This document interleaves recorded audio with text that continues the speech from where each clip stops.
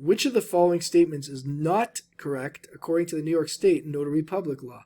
Let's have a look at the four choices to determine which statement is incorrect and therefore the solution. Choice A states, a notary public who advertises their services in a language other than English must include a disclaimer in that language stating they are not an attorney licensed to practice law. Well, let's have a look at section 135-B found in the Notary Public License Law booklet entitled Advertising by Notaries Public, and it states under subsection 2, I know it's a bit small, I'll read it for you. A notary public who advertises his or her services as a notary public in a language other than English shall post with such advertisement a notice in such other language the following statement: I am not an attorney licensed to practice law and may not give legal advice about immigration or any other legal matter except fees for legal advice.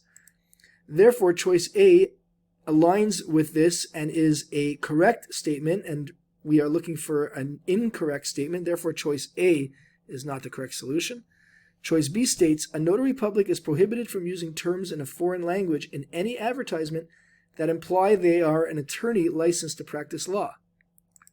Looking back at the same section 135-B, under subsection 3, it states, a notary public shall not use terms in a foreign language in any advertisement for his or her services as a notary public that mean or imply that the notary public is an attorney licensed to practice in the state of New York or in any jurisdiction of the United States. So once again, choice B aligns with what I just read from, therefore is a correct statement and not the solution either. Choice C states, a notary public who violates the advertising provisions may be liable for a civil penalty of up to $1,000 and may have their commission suspended or revoked after multiple violations. Once again, going back to section 135-B, it states under subsection 5, any person who violates any provision of this section or any rule or regulation promulgated by the Secretary may be liable for civil penalty of up to $1,000.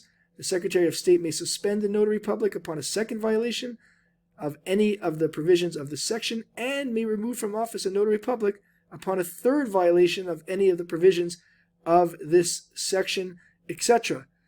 So choice C aligns with what I just read from, therefore is a correct statement and not our solution, which leaves by process of elimination choice D. But let's have a look just to be sure that this is an incorrect statement.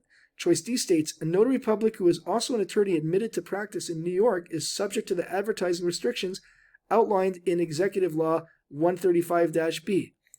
However, if you look at subsection 1 of 135-B, it actually states that the provisions of this section shall not apply to attorneys at law admitted to practice in the state of New York. So indeed, choice D is an incorrect statement, and therefore choice D, a notary public who is also an attorney admitted to practice in New York, is subject to the advertising restrictions outlined in Executive Law 135-B, is the correct solution.